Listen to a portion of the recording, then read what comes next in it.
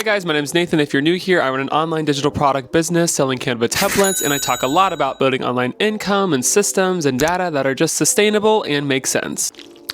Sponsor me, Diet Coke. Today we're going to be talking about something that makes people a little uncomfortable, and that's using bestsellers as design inspiration. Because a lot of people either do this wrong or they avoid it completely and they kind of just stay stuck. So I want to walk you through how I personally evaluate best-selling templates, what I'm actually looking for, and how I turn that information into my own products that sell without copying anyone's work. And remember, this system isn't about being lazy, it's about being strategic. Part 1, why bestsellers matter. Here's the reality. A bestseller is proof. It's proof that people are searching for this type of product, clicking on it, buying it, purchasing it, adding it to cart. It is literally proof that people want what they're seeing. That alone makes it valuable data. When I look at a bestseller, I'm not asking, how can I recreate this design? I'm asking, why did this listing win? Is it the value they're offering? Is it the color palette? Is it the font pairings? Is the layout of the template incredible? Is the listing presentation doing most of the work? I've often found that usually it's not just one of these, it's usually a combination of multiple of these things. And your job isn't to copy the result, it's to reverse engineer the reasons to fit your strategy. Part 2 is how I evaluate the bestseller. So step 1, I evaluate the offer. The first thing I look at is the value. So this means how many templates are they offering? What formats are included? Is there a bonus? Is the price reasonable compared to the amount of content? If someone is offering 50 Instagram templates at $12 a pop and people are buying it constantly, that tells me buyers are comfortable with that value exchange. So I'll usually ask myself, can I offer more without lowering the quality? That tends to usually be my first upgrade. If they're offering 50 templates, I'll offer 80 or even 100. If they're offering just posts, I'll offer stories as well. If they're only offering Instagram templates, I might add a business card or a logo on top of that as well. Not to undercut my competitor, but just to be undeniably better than them. Step 2 is to analyze the design signals. Next, I look at the design not to copy it, but to categorize it. I ask, is this trendy? Is this classic? Is it whimsical? Is it minimalist? Is it bold and modern? This step matters more than people realize because once you correctly identify your theme, everything else gets so much easier. What you're doing is you're identifying a language for your product, and once you have language, you have search terms. If the design is trendy, I know what to type in Canva search. If it's whimsical, I know what kind of illustrations, fonts, and shapes will fit that design style. If it's more of a classic design, I know to avoid trendy elements that would cheapen the design style. Theme identification is a skill, and once you build it, your designs stop feeling random and start feeling more intentional. Step 3 is fonts and color schemes. Not individually, but how they work together. Are the fonts bold and readable? Is there a clear hierarchy? Are the colors soft and calming or high contrast and energetic? A lot of bestsellers win because they're very easy to look at and they're easy for the buyer to understand what is going on in the design. I'll often build a color palette based on what I see working and then make my own. So this means I might shift the tones slightly or swap out the accent color or soften or bold the neutral colors so the end result feels familiar but not copied. Step 4 is listing presentation and mock-ups. Now this part is huge and practically the part that is going to make you the most money. Sometimes you can have the best product in the world and it can be so solid, but the reason it's not selling is the listing presentation. So for me, I pay very close attention to how many mock-up images they use, the order of these images, how clearly the value is explained visually, and whether the buyer understands what they're getting or not. A strong listing should be able to evoke emotion and tell a story. It shows the problem, it shows the solution, and it should show how easy the buyer's life will be after they buy it. If someone's listing is doing exponentially well, you best believe I am taking notes and seeing what I can pull from that listing to put into my own listing. Once I've analyzed the bestseller, this is where I switch gears. I close their listing because I don't want to design with it open because that is how you accidentally copy their listing and start making it too similar to their own product. Now I work from principles and not visuals. So my personal rules are never recreate the same layout as my competitor, never use the same font pairings as my competitor, never replicate the copy word for word, and never mirror the mockups. Instead, I apply the insights. So same problem, same audience, different execution. When I'm designing, I also am trying to be really intentional about adding more value than my competitor did. One of my favorite strategies is value stacking. So if my competitor is offering 50 Instagram templates, I'm going to try to offer 100 Instagram templates. Buyers don't really care about choosing the cheapest option. They care about the value you're giving them. And when your offer is so obvious and so value driven, conversions get way more easier. You guys need to make sure you're matching your photos to your template aesthetic, okay? This is where a lot of people fall apart. Your mock-up photos within your template need to be aesthetic and aligned with the colors and typography of what you're offering. If your template templates are soft and neutral, your images should be soft and neutral. If your templates are bold, your images should be bold. For all of my pictures, I pretty much just use Canva free platform via Pexels, but if I need something a little more editorial or specific, I'll use Midjourney AI. Part 4 is building your bestseller on loop. Here's something people don't talk about enough. Once you finally have your bestseller, that becomes data. I regularly analyze my products and ask, why is this one selling? What theme does it fit? What problem does it solve? What does the listing entail? Once I have those answers, then I try to create adjacent products. So same vibe, same audience, same problem, just in a different format. That's how you build momentum instead of starting from zero every single time. Bestsellers do not exist in isolation, they create ecosystems. So yes, copying bestsellers do work, but not by stealing, not by cutting corners, but by paying close attention to detail. Bestsellers show you what people want, they show you what's in demand, and they show you what they're willing to pay for and how they prefer it presented. Your job as a template designer isn't to be original, it's to be intentional. If you take anything away from this video, I want you to take away these 4 themes. Learn the patterns, understand themes, offer more value, and above all, make it your own. Thank you guys so much for watching this video. If you like this video, remember to leave a big thumbs up. It helps my little channel out so much. And also comment down below, is there anything from this video that you're thinking about implementing in your shop? I would love to know. But with that being said, my name is Nathan, and I will see you guys in the next video.